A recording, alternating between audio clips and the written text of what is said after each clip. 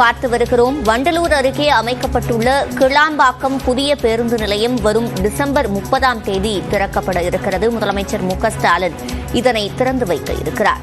கூடுதல் தகவல்களை செய்தியாளர் பாண்டியராஜனிடம் கேட்கலாம். பாண்டியராஜ், பொங்கல் சமயத்தில் இந்த பேருந்து நிலையம் திறக்கப்படும் என்று எதிர்பார்க்கப்பட்ட நிலையில் தற்போது முன்கூட்டியே திறக்கப்படுகிறதா? விவரங்கள்.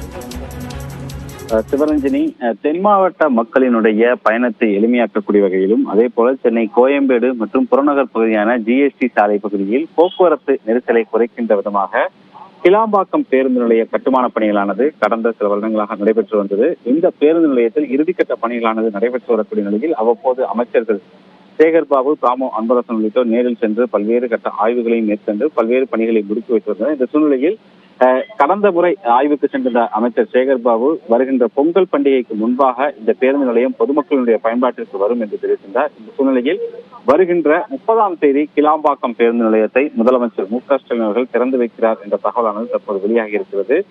சென்னை கோயம்பேடு பேருந்து நிலையத்தில் ஏற்படக்கூடிய போக்குவரத்து நெரிசல் மற்றும் பண்டிகை காலங்களில் GST சாலையில் ஏற்படக்கூடிய போக்குவரத்து நெரிசலை குறைக்கக்கூடிய வகையில் புதிய பேருந்து நிலையமானது வண்டலூரை அடுத்த கிளாம்பாக்கத்தில் அமைக்கப்பட்டு வருகிறது. சுமார் 86 ஏக்கர் பரப்பளவில் சுமார் 300 கோடி ரூபாய் செலவில் கட்டப்பட்டிருக்கக்கூடிய இந்த புதிய பஸ் நிலையத்தை முதலமைச்சர் மு.க.ஸ்டாலின் திறந்து வைக்கிறார். கிட்டத்தட்ட 2000 பேருந்துகள் வரக்கூடிய வகையிலும் அதே போல 300க்கும் மேற்பட்ட கார்கள் மற்றும் 2000க்கும் அதிகமான இருசக்கர வாகனங்கள் நிறுத்தக்கூடிய வகையில் பல்வேறு நவீன வசதிகளுடன் இந்த பேருந்து நிலையமானது அமைக்கப்பட்டிருக்கிறது. மேலும் மழைநீர் வடிகால் பணிகளும் நடைபெற்று முடிந்திருக்கக்கூடிய நிலையில் தற்பொழுது பொங்கல் பண்டிகைக்கு இந்த பேருந்து நிலையத்தை முழுவீச்சில் கொண்டு வரக்கூடிய வகையில் தற்பொழுது இந்த மாத கடைசியான 30ஆம் தேதி முதலமைச்சர் இந்த பேருந்து நிலையத்தை திறந்து வைக்க இருக்கிறார் என்ற தகவல் தற்போது வெளியாகி இருக்கிறது. சிவரஞ்சனி, விவரங்களை வழங்கியமைக்கு நன்றி பாண்டியராஜன்.